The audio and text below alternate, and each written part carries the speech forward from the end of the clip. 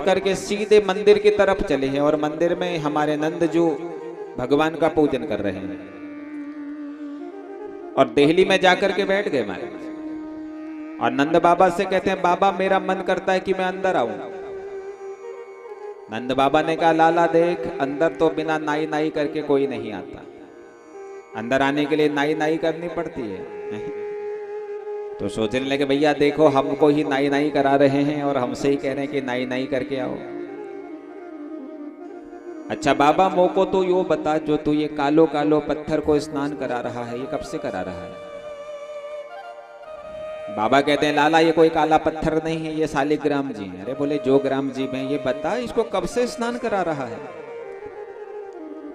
बाबा ने कहा न जाने कितना समय हो गया लाला।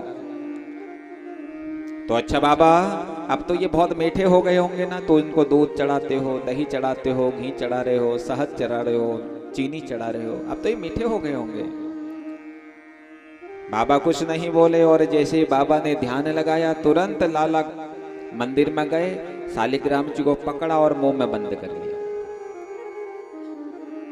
बाबा का ध्यान टूटा, देखा सामने शालिग्राम जी नहीं। लाला शालिग्राम जी कहाँ गए? आप मुंह में शालिग्राम जी भरे हैं। शालिग्राम जी उठाए तो मुंह में ही बंद है और जैसे एक छोटा सा थप्पड़ लाला के गाल में मारा तो शालिग्राम जी तुरंत बाहर आ गए। बोलो भक्त वत्सल भगवान की जय हो। एक दिन की बात थी, सुबह लाला उठे हैं और उठ करके सीधे गौशाले की तरफ चले हैं, घुटनों के बल चल कर। मैया ने चारों तरफ देखा, अरे लाला कहाँ गया? नंद बाबा कहते हैं अरे अभी तो यहीं था, कहीं गौशाले की तरफ तो नहीं गया। तुरंत मैया गौशाले के भीतर गई तो देखा कि गाय की पूंछ पकड़ करके खड़ा है। अरे ओ लाला तो को शर्म ना आती है क्या? अगर अभी ये गैया लात मार देती तो क्या होता? लाला कहते हैं मैया ये गाय के लिए तो मैंने जन्म लिया है कि विप्रधेनु सुर संत हित लीन मनुज अवतार। अरे मेरा अवतार ही गाय के लिए होता है, विप्रों के लिए, संतों के लिए, गौ के लिए ही मैं अवतारित होता हूं। इसलिए जहां गौ सेवा होती है महाराज वहीं गोपाल आते हैं, ध्यान देना सब। इसलिए गौ सेवा करो, गौ माता की पूजा करो। लेकिन आजकल तो गौपाल नहीं रहे हैं हम लोग। मैंने पहले भी कहा वो पूंछ हिलाने वाले को सब पाल रहे हैं। जिसने गाय की सेवा कर दी समझ लो उसके घर गोपाल जरूर आते हैं।